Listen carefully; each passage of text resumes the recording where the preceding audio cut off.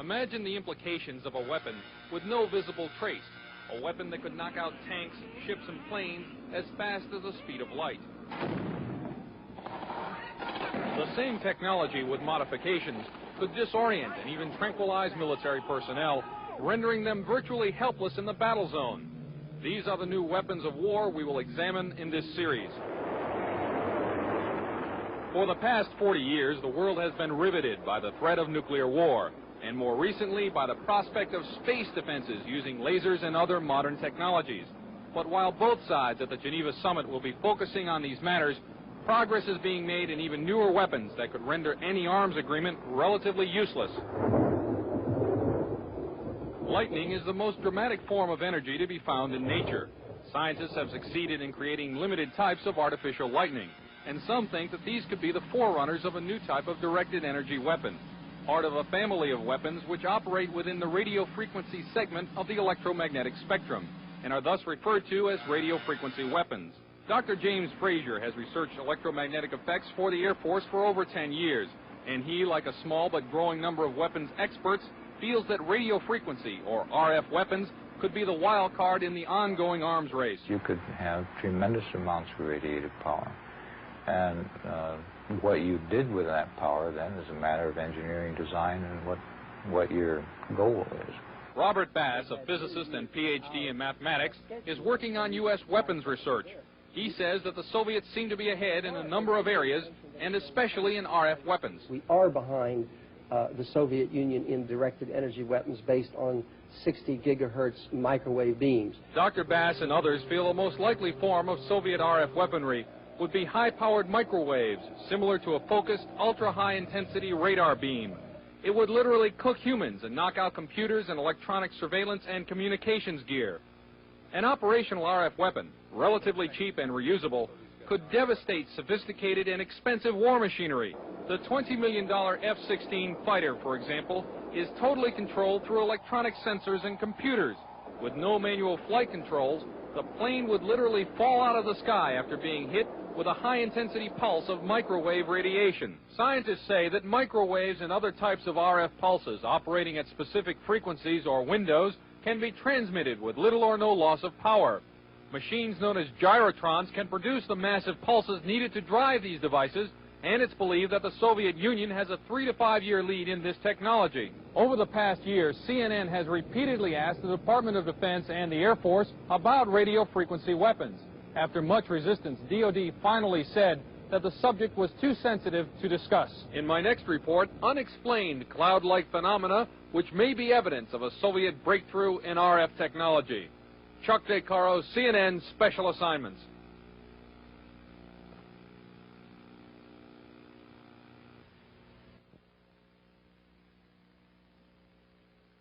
Brainstorm was a science fiction movie about a device which electronically injected thoughts into the human mind. In this scene, the mind control machine projects images into the brain of the chief scientist through an electrode headset. The scientist then finds himself experiencing the thoughts of a wild truck ride.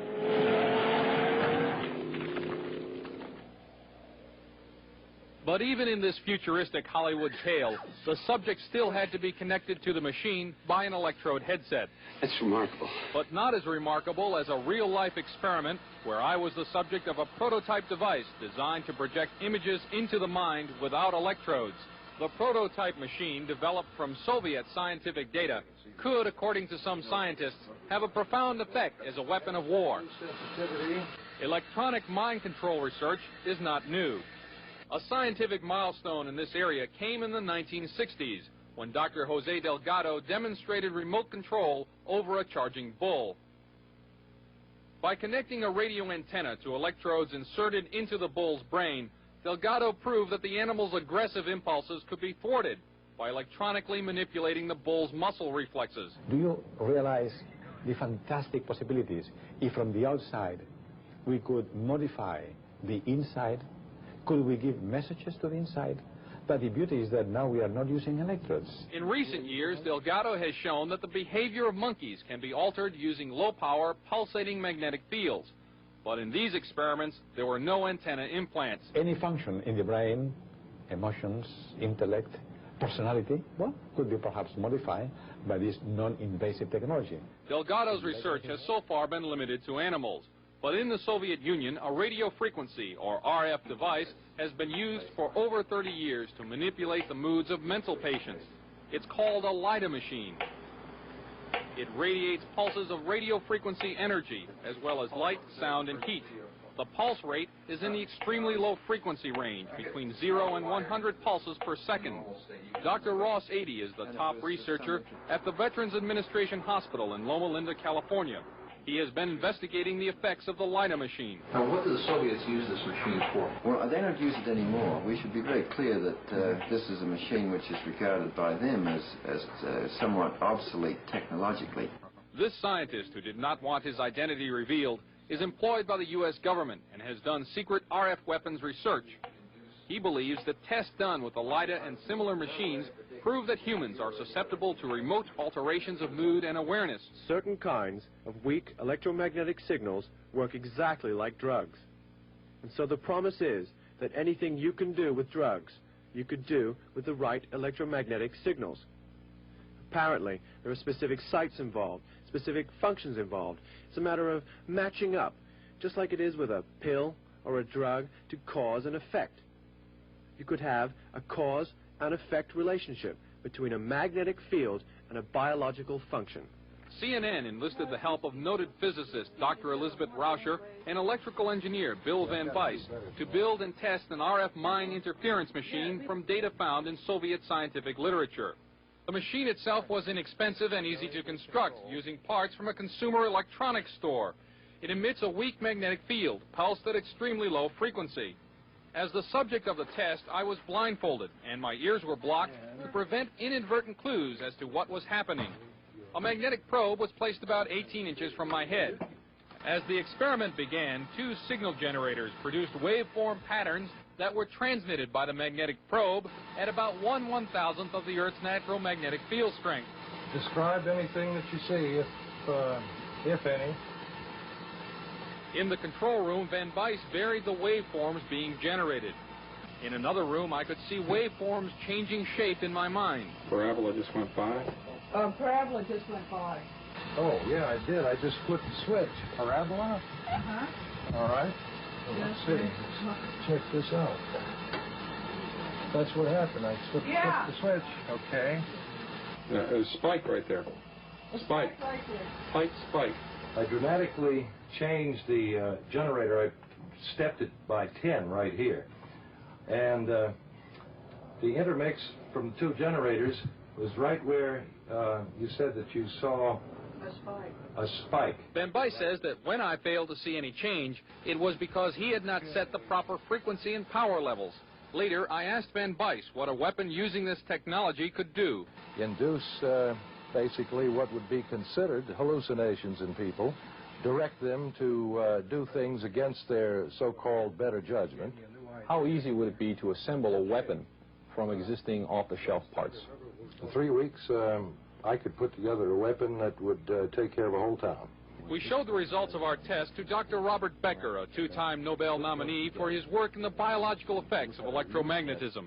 This is a very significant experiment because it carries our understanding of how vision is actually performed a step further into the mystery. He said he thought the machine caused a disturbance in the brain's interpretation of vision, and as such could be used as a weapon. That kind of a disturbance in the visual system could markedly influence the operations of a fighter pilot, a helicopter pilot, or even a simple an aberration in the visual field as making everyone seeing double, or everyone having their visual field jitter like a poorly adjusted television screen.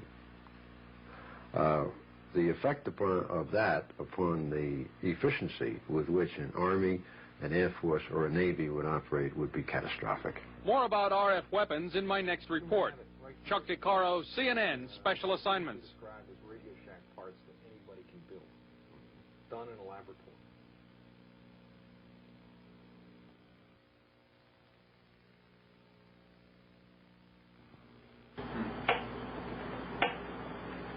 This is a Soviet LiDAR machine. It broadcast by a number of high-powered radio transmitters operating deep in the Soviet Union since July 4th, 1976.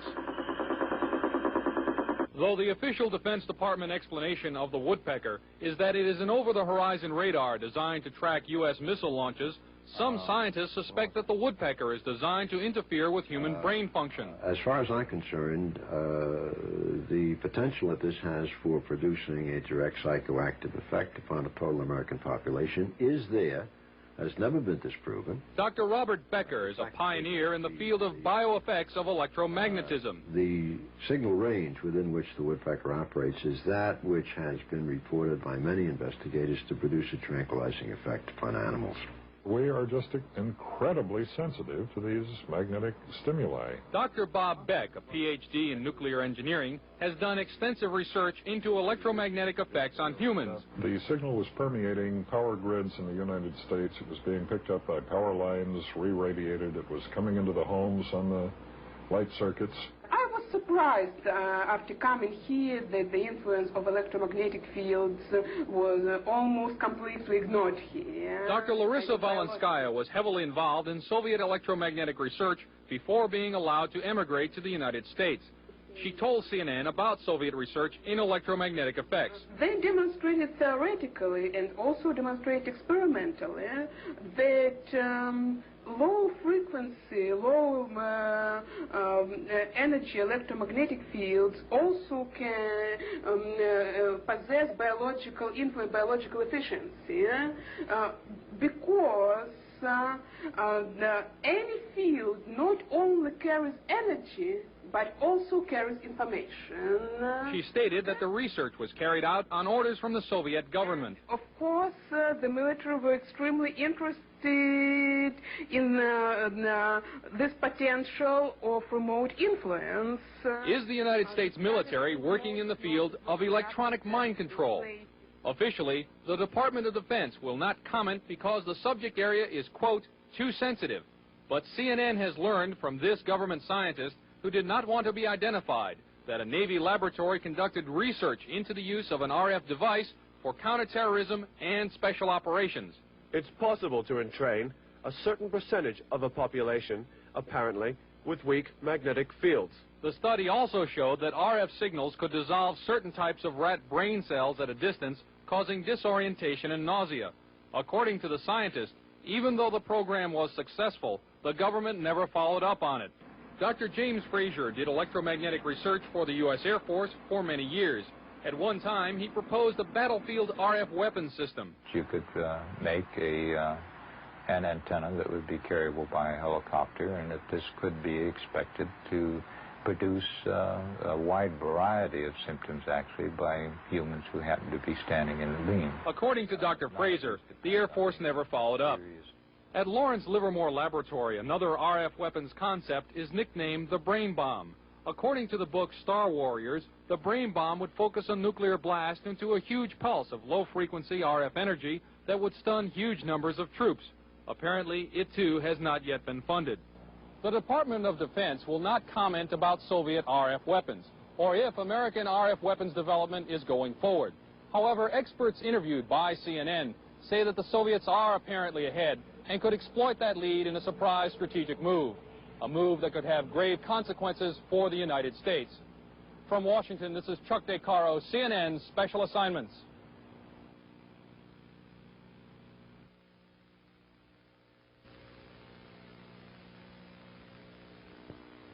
This is a Tesla coil.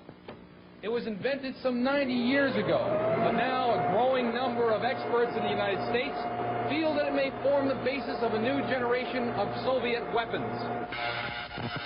They are known as radio frequency, or RF weapons, because they operate in the radio frequency spectrum. Their existence is noted in this U.S. Department of Defense publication, which says the Soviets could use them to destroy components of missiles, to interfere with radar and other electronic systems, and even to alter human mind functions. The concept of RF weaponry was predicted at the turn of the century by Nikola Tesla, an American who had emigrated from Yugoslavia. He is best remembered as the man who invented alternating current electricity. In 1899, Tesla built this giant coil which produced 10 million volts of artificial lightning. From it, he theorized the possibility of death rays. This and many other of his ideas about the physics of electricity were ridiculed by the scientific establishment. Pure science is not a sure thing. You can't predict what's going to work out and what's not going to work out. Robert Golka, a research scientist, built a replica of the Tesla coil about 80 years later. Golka was trying to produce a phenomenon known as ball lightning. He also used the Tesla coil to conduct testing for the U.S. Air Force. What I was doing was setting in maybe 5-foot-long models of advanced fighter aircraft, and we would want to try to find out which part of the airplane was more vulnerable to lightning strikes, whether it was a wingtip or the canard where the pilot sat. These experiments could also demonstrate the effect of the electromagnetic pulse of a nuclear blast, and Golka says the effect of RF weapons as well. Golka thinks that Tesla's theory that electromagnetic power could be transmitted through the Earth and its atmosphere without wires is a key element in the Soviet Union's work on RF weapons. Tesla's novel weapons theories were generally ignored in the United States. Nikola Tesla died in 1943, and after the Second World War, all his papers and effects were shipped to his native Yugoslavia, where they were enshrined in a museum. Some say that that museum proved to be a gold mine for Soviet weapons scientists. We haven't even formally, so far as I know, to ourselves admitted that these weapons exist in the hands of the Soviet Union. Weapons analyst Tom Bearden, a retired U.S. Army lieutenant colonel, is among a small group of scientists and engineers who believe that the Soviets have perfected Tesla's ideas and are developing radio frequency weapons on a scale unimagined in this country. There have been a series of tests of these kinds of weapons, apparently, for a number of years. For example, airliners from Iran, before the fall of the Shah, saw deep within the Soviet Union very large glowing spherical balls of light which started out small and then expanded to very large size, which are apparently these kinds of weapons for use in an anti-ballistic missile defense role. Bearden believes that these satellite photographs are of mysterious non-nuclear explosions near an uninhabited island in the East Siberian Sea, and that they are discharges from an RF weapon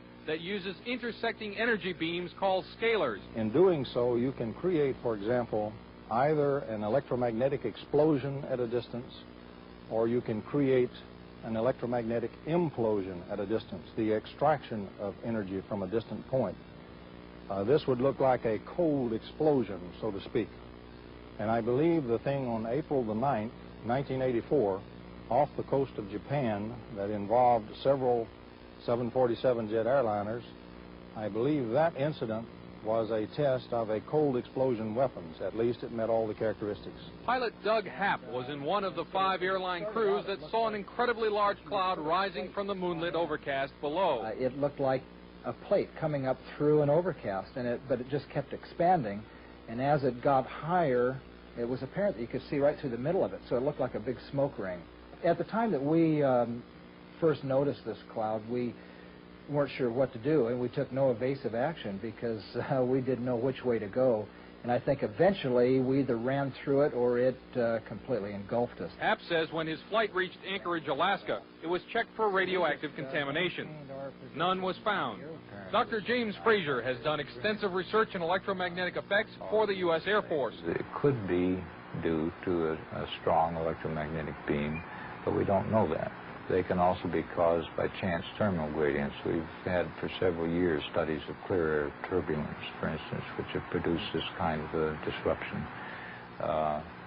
The people who cited those are experienced pilots and should have been familiar with that kind of event, and this apparently was something outside their experience. There have been a number of times when Soviet technological surprise has upset the strategic balance. In 1948, the Soviets detonated an A-bomb years before it was thought possible. In 1957, the Soviets stunned the world by launching Sputnik 1, the world's first artificial satellite. And in 1976, the Soviets were discovered to have been embarked upon a program to build particle beam weapons, a discovery which led 5 years later to America's Star Wars program. In each case, the United States was able to regain the balance. But this time, with radio frequency weapons, some scientists feel that the Soviet lead may be permanent. In my next report, how radio frequency devices can be used as weapons against the human mind. Chuck DeCaro, CNN, on special assignment.